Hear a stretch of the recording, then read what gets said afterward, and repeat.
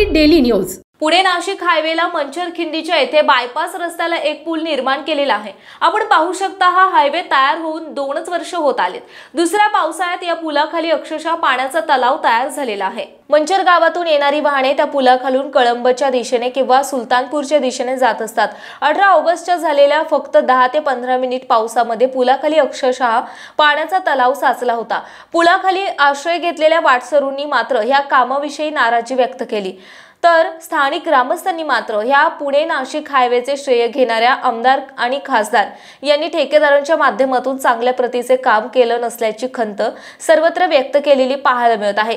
कोट्यवधी रुपयांचा खर्च करून झालेली कामे आणि इंग्रजांनी 100 वर्षांपूर्वी केलेल्या कामांची तुलना करताना सध्याचे राजकारण, भ्रष्टाचार आणि कामाच्या पद्धतींवर मात्र शंका उपस्थित होत असलेले चित्र समाजामध्ये आहे।